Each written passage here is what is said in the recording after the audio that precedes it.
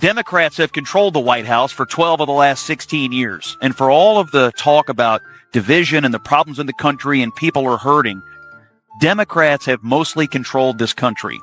That's still the glaring hole in this campaign that hasn't yet been solved at the convention. How do you explain all of the problems that will be solved by the person who is currently in there for the last years, who is supposed to already be working on solving it?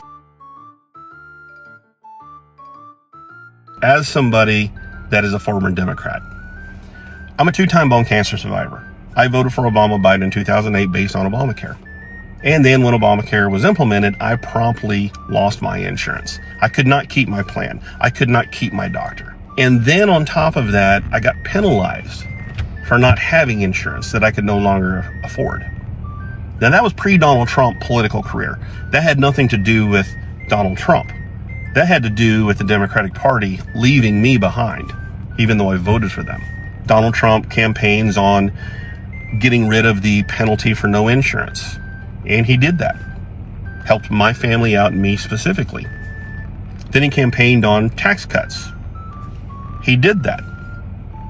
I got a tax cut. My employer got a tax cut. My employer then gave all 200,000 plus employees raises because the tax burden on them was less.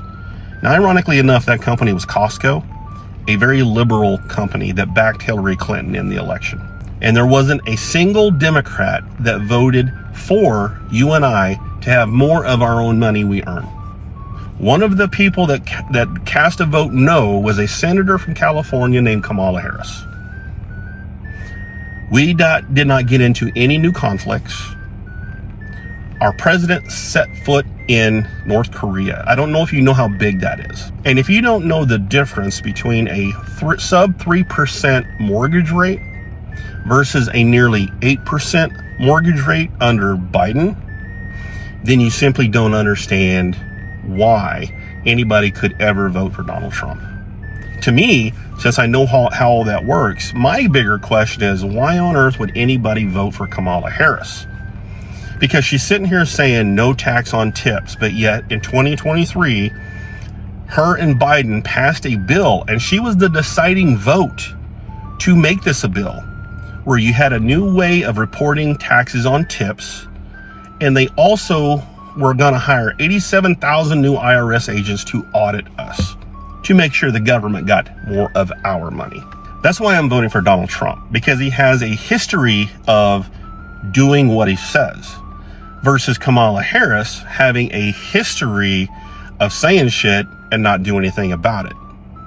That's why I'm voting for Donald Trump, because of the history we have to look back on. A good economy, good job growth.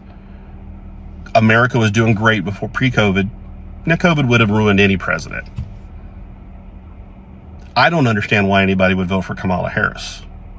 Can you answer that one for me?